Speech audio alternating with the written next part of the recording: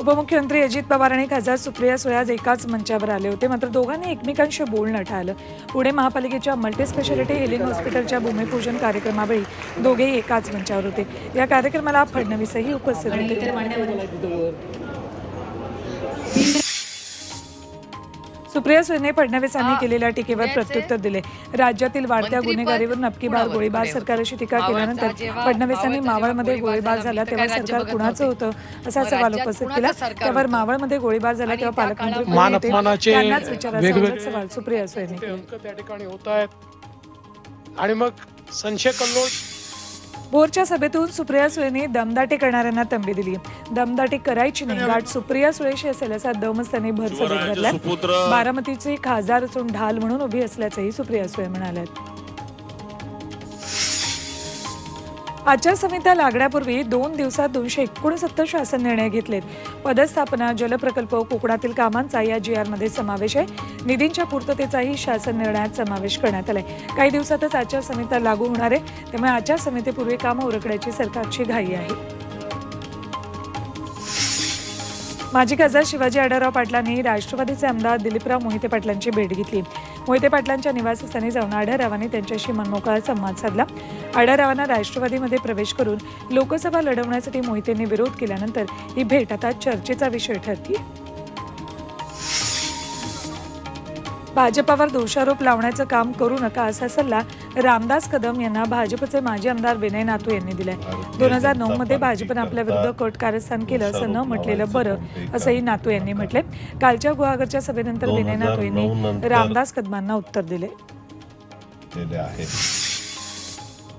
उद्धव ठाकरेंच्या शिवसेनेतील नेते आणि आमदार भास्कर जाधव आज गौप्यस्फोट करण्याची शक्यता आहे. चिपळूणमधल्या कार्यकर्त्यांच्या मेळाव्यात भास्कर जाधव आपली भूमिका मांडतील. आपल्यासोबत विश्वासघातकी राजकारण केलं गेल्याचं भावनिक पत्र कार्यकर्त्यांना लिहून मनात काही खंत आहे त्याही उघड करायचे आहेत असं ते म्हणाले. उद्धव ठाकरेंच्या शिवसेनेत नाराज असलेल्या भास्कर जाधव यांना एकनाथ शिंदे गटानं खुली ऑफर दिली. जाधव यांची उद्धव ठाकरेंच्या शिवसेनेत घुसमट होत असेल तर त्यांनी आमच्याकडे यावं. एकनाथ शिंदे त्यांना न्याय देतील असं आवाहन गोगावलेंनी केले. कारण न्याय फक्त शिंदे साहेबांकडेच आहे. रोहित पवार आज पत्रकार परिषद घेतात. बारामती ॲग्रोच्या कन्नडमधल्या कारखान्यावर ईडी कारवाईनंतर आज रोहित काय बोलणार याकडे लक्ष आहे. पुणे राष्ट्रवादी काँग्रेस शरदचंद्र पवार पक्षाच्या कार्यालयात दुपारी 4 वाजता पत्रकार परिषद होईल. मुख्यमंत्री एकनाथ शिंदे आज हिंगोली दौऱ्यावर येत आहेत. दुपारी 1:30 वाजता नांदेड विमानतळावर उतरून तिथून हेलिकॉप्टरनं ते हिंगोलीला जातील. दुपारी 2:30 वाजता हिंगोली जिल्ह्यात शासन आपल्या दारी कार्यक्रमाला ते उपस्थित राहणार आहेत. रयत क्रांती संघटनेच्या महाराष्ट्र राज्य कार्यकारिणीची आज पुण्यात बैठक होणार आहे. या बैठकीला राज्यातील सर्व पदाधिकारी उपस्थित राहतील. संघटनेच्या कार्याची भविष्यातील दिशा बैठकीत ठरवली जाणार आहे. आजच्या बैठकीत महत्त्वाचे निर्णय आणि लोकसभा निवडणूक पार्श्वभूमीवर चर्चा होण्याची शक्यता आहे. पुणे विमानतळाच्या नवीन टर्मिनलचं आज उद्घाटन होत आहे. पंतप्रधान नरेंद्र मोदी यांच्या हस्ते ऑनलाईन उद्घाटन होईल. कार्यक्रमाला दोन्ही उपमुख्यमंत्री प्रत्यक्ष हजर राहणार आहेत. उद्घाटनानंतर 4 ते 6 आठवडे सुरक्षा चाचण्या पूर्ण होतील आणि त्यानंतर नवीन टर्मिनलवरून विमान उड्डाणं सुरू होतील. राहुल गांधींच्या भारत जोडो न्याय यात्रेचा 57वा दिवस आहे. गुजरातच्या सुरतमधून यात्रेला सुरुवात होईल. राहुल गांधी यांची यात्रा 12 मार्चला महाराष्ट्रात दाखल होणार आहे. पॅरोलवर जेल बाहेर आलेला राम रहीम याची आज पुन्हा जेलमध्ये रवानगी होती. तो 50 दिवसांसाठी पॅरोलवर जेल बाहेर होता. उत्तर प्रदेशातील बागपत इथल्या आश्रमात त्यांनी वेळ घालवला. त्याला 6व्यांदा पॅरोल मिळाला होता. पुण्यात CTET परीक्षा 7 जुलैला होती. परीक्षेसाठी उमेदवारांची अर्ज नोंदणीची प्रक्रिया सुरू आहे. देशभरातील 136 शहरांमध्ये CTET परीक्षा होणार आहे. या परीक्षेसाठी 2 एप्रिलपर्यंत अर्ज भरता येतील. नाशिकच्या मालेगावात पोषण आहाराचा काळा बाजार उघड झालाय. 50 किलो वजनाच्या 73 गोण्या शालेय पोषण आहाराचा तांदूळ काळ्या बाजारात विक्रीसाठी काढलेला. सामाजिक कार्यकर्त्यांच्या प्रयत्नांमुळे हे धान्य जप्त करण्यात आले. या प्रकरणी एका माजी नगरसेवकासह 2घांवर गुन्हा दाखल झालाय. पुणे जिल्ह्याच्या शिरूरमध्ये बिबट्याचा मुक्त संचार सुरू आहे. बिबट्या कॅमेऱ्यात चित्रित झाला असून शेतकऱ्यांना घराबाहेर पडणं देखील अवघड झालंय. या बिबट्याला तातडीनं जेरबंद करायची मागणी वन विभागाकडे करण्यात आली आहे. नाशिकच्या मनमाडमध्ये बैलगाडा शर्यतीचा थरार रंगला. महाशिवरात्रीनिमित्त बैलगाडा शर्यतीचं आयोजन केलेलं. विजेत्या स्पर्धकांना रोख बक्षीस वाटप करून गौरवण्यात आलं. हा थरार पाहण्यासाठी बैलगाडा प्रेमींनी गर्दी केली होती.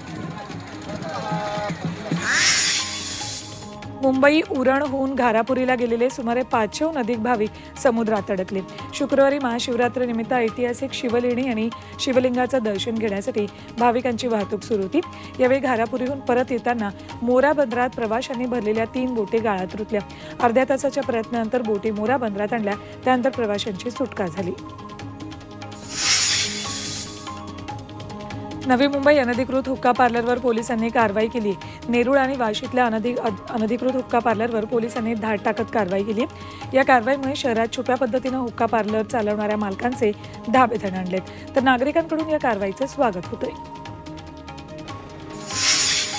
नवी मुंबईतील पनवेलमध्ये अंमली पदार्थ विरोधी पथकानं 6,88,000चा 34 किलोचा गांजा जप्त केलाय. आजिवली गावाजवळ पोलिसांनी सापळा रचत कारवाई केली. या प्रकरणी दोघांना अटक करण्यात आली. गोंदियामध्ये पोलिसांनी एका दुचाकी चोराला अटक केली. त्याच्याकडून पोलिसांनी 3 दुचाकी जप्त केल्यात. दुर्गेश भगत या चोरट्याचं नाव. आयुष हॉस्पिटल बाहेरून त्याने एक दुचाकी चोरली होती. तिचा शोध घेताना दुर्गेश पोलिसांच्या तावडीत सापडला.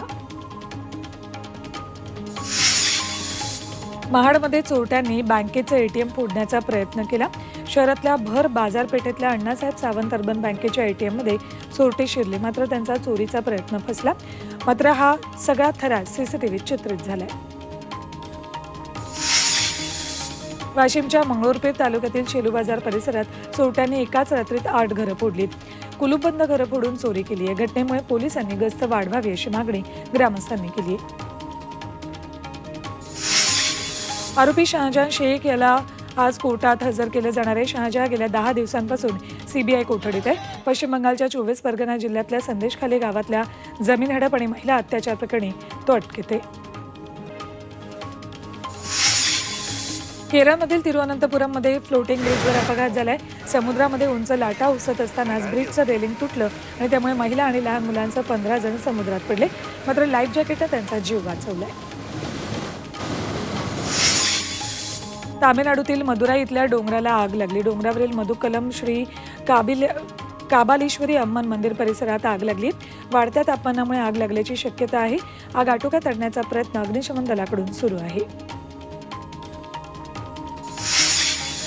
दिल्लीत एका 40 फूट खोल बोअरवेलमध्ये मुलगा पडला.